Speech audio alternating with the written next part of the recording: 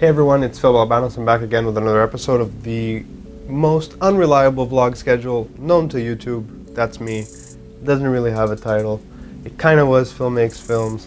I kind of got bored of it. Roll the intro and let's talk about what we're talking about today.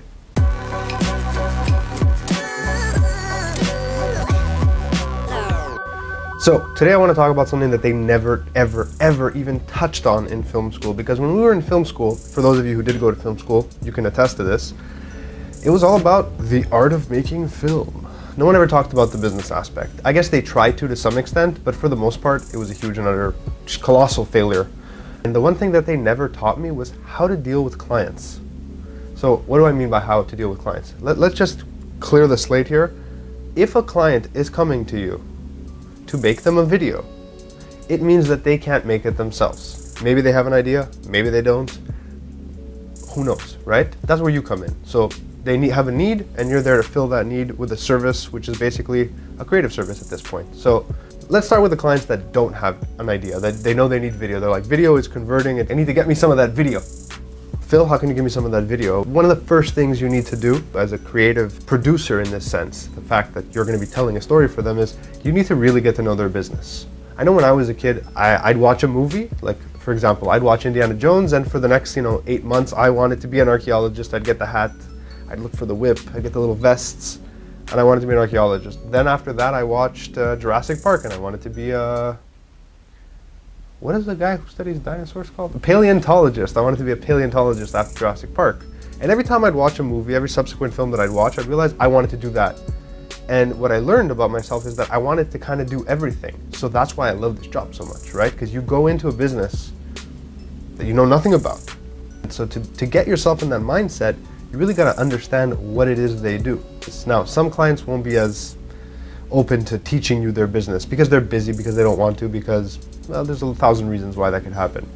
So you got to kind of figure it out on your own most of the time, but make sure you get it done. You cannot explain something that you yourself don't understand. So I think it's very important that you always know and understand the business to the best, within reason. I'm not telling you to study, if you're making a medical video, to go and spend years in school and become a doctor. Point numero dos.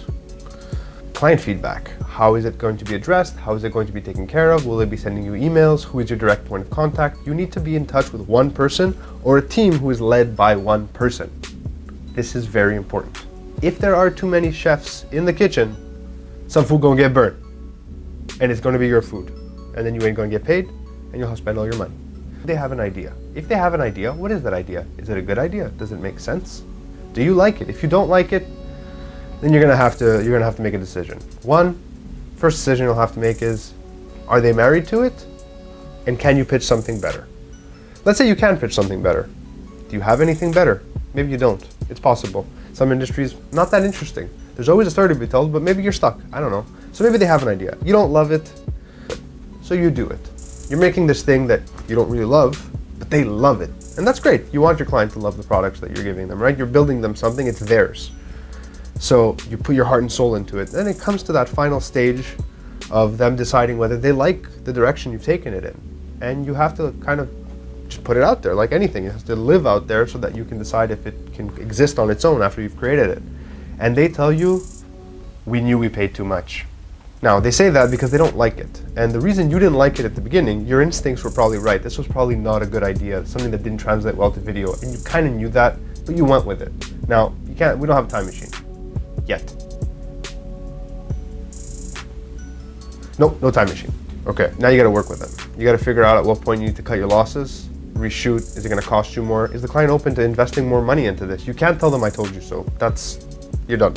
You missed that boat way back at the beginning. So what do? You shut up and you figure it out and you make it happen in editing. That's what you do.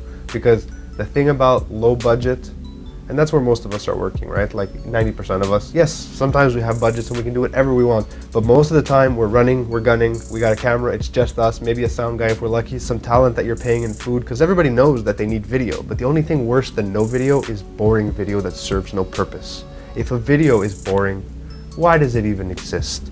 Imagine a corporate video was just me doing this. Hair loss solutions from, actually that's kind of funny, I would watch that, never mind. Cut. Everyone's good at something. So now they've hired you, they have an idea, but the reason they need you is because they don't know how to get the idea that's here out. And one of the big reasons that that happens is language, right? There's a language barrier because there's a lot of terminology that doesn't make sense. And this, not only clients, I've had this problem while collaborating with other artists, I guess, who aren't film people, who aren't video people.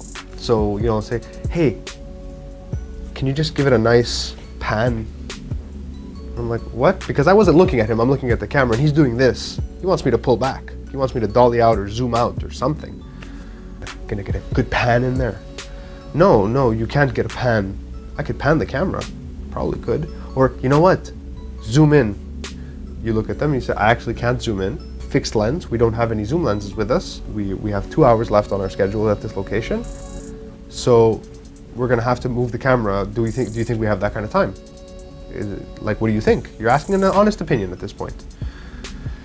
Yeah, but can you zoom in? So language is important. Now, you're not going to teach all your clients film terminology. That's just not going to happen, let's be serious. But if you could, you know, educate while not sounding like a pretentious piece of shit, because we often tend to come off as pretentious. It happens. I'm just going to, for some reason on the terrible day, the sun decided to come out while I was shooting. So I'm going to just drop down the ISO a little here. That's a little better. Yeah, I was kind of glowing. So yeah, the idea is to teach without sounding pretentious. It's getting sunnier, I don't believe this.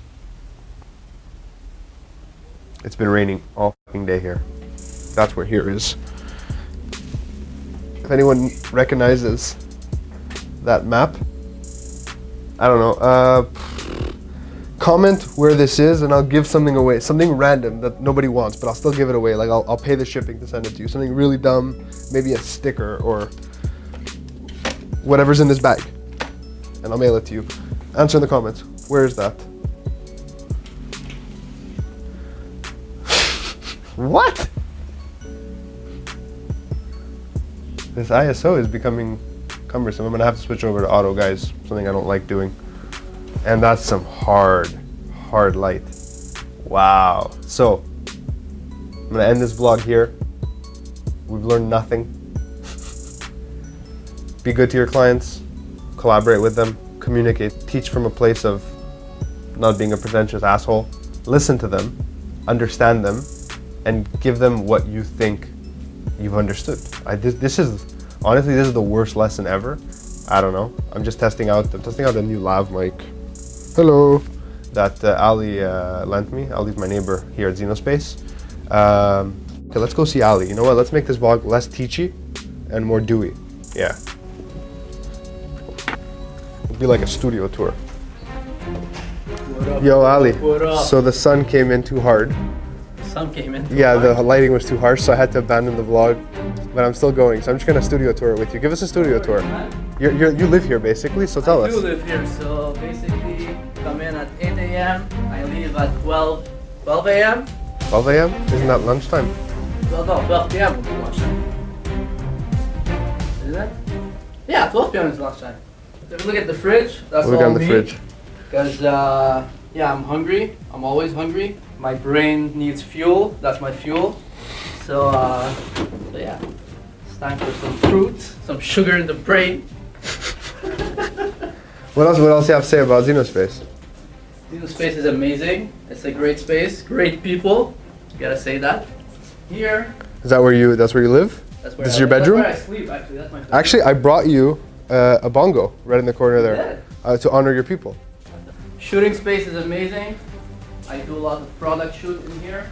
Food photography too. All right, nobody gives a fuck anymore. So that's Ali K, Studio K. I'll put a link down here for Ali. Follow And me, follow me. we're gonna see your Hold off. on. Okay. Instagram, Pinterest, Facebook, and Snapchat. I know you don't Boom, like boom, Snapchat. boom, I do boom, like boom. I'm gonna Snapchat. drop them all right here. All right. All right, we're going to see your office. Maybe next time, eh? Next time.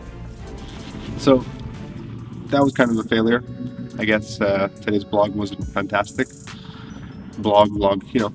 I guess we're calling it that now. So you guys met Ali. There's a few other interesting characters here at Xenospace. I got a meeting in, wow, it's fast. Wow, I got a meeting soon. We have the first production meeting for a pilot that we're shooting for the Just for Laughs Festival with my buddy Pantelis. You'll definitely get to see him. soon. And you know what? I'm gonna start from this point forward. I think I'm gonna do less tutorials. I'll still do my like the stuff I set out to do at the beginning, the kind of teaching stuff. But because we're gonna be in like pre-production mode, I think I might start documenting that. So this is kind of gonna turn into a production vlog to some extent. It'll probably be more interesting at that point too. And I'll see you next time. Later.